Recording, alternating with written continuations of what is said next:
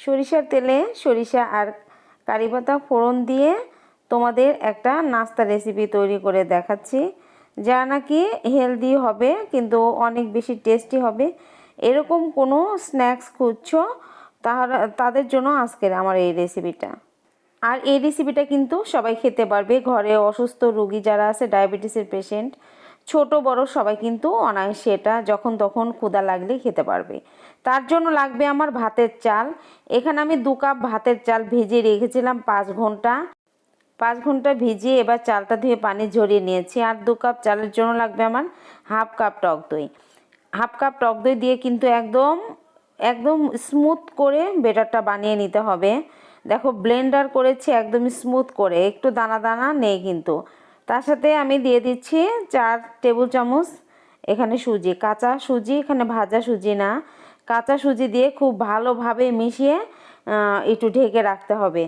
20 মিনিটের জন্য ঢেকে রাখতে হবে। 20 মিনিট ঢেকে রাখার কারণ হচ্ছে সুজিটা একটু ফুলে উঠবে।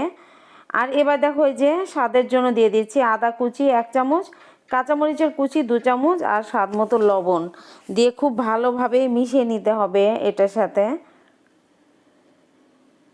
আর এখানে একটা ফোড়ন দিচ্ছি, সরিষার তেল নিয়েছি আমি 2 টেবিল চামচের মতো। হাফ চামচ সরিষা, কালো সরিষা আর 2টা কারি পাতার স্টিক দিয়ে দিলাম। তোমাদের কাছে কারি পাতা না থাকলে কারি পাতা দেওয়ার দরকার নেই, এখানে ধনিয়া পাতাও দিতে পারো, কিন্তু কোনো সমস্যা হবে না। তারপর এই ফোড়নটা চালের মধ্যে দিয়ে খুব ভালোভাবে মিশিয়ে এবার দেখো 1 চামচ এখানে বেকিং সোডা দিয়ে দিলাম। আর একটু লবণ কম হয়েছিল, চেক করেছিলাম আমি, লবণটা দিয়ে দিলাম।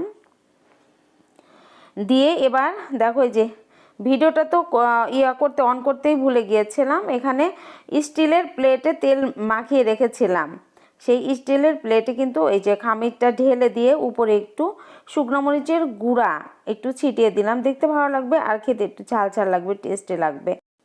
20 মিনিট পরে কিন্তু এই যে রাইস ঢোকলাটা হয়ে গেছে একদম রেডি। আমি কিন্তু ওই যে পানির মধ্যে একটা লেবু কেটে দিয়েছিলাম আর স্ট্যান্ড বসিয়ে 20 মিনিট স্টিম করে নিলাম। তোমরা চাইলে এটা রাইস কুকারেও কিন্তু করতে পারো, খুব ভালো হবে। আর ঠান্ডা করে দেখো কেটে দেখাচ্ছি, একদম ফ্লাপি, একদম ফ্লাপি, খুব সুন্দর হয়েছে কিন্তু। এই যে দেখো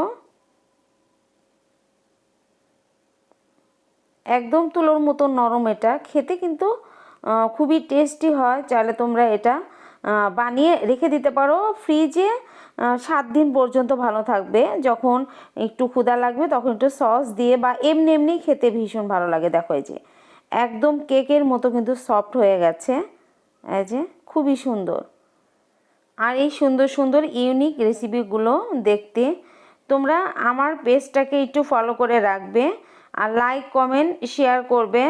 আর ইউটিউব চ্যানেল থেকে যারা দেখছো তারা আমার ইউটিউব চ্যানেলটাকে সাবস্ক্রাইব করে পাশে থাকা বেল আইকনটা ক্লিক করে রাখবে।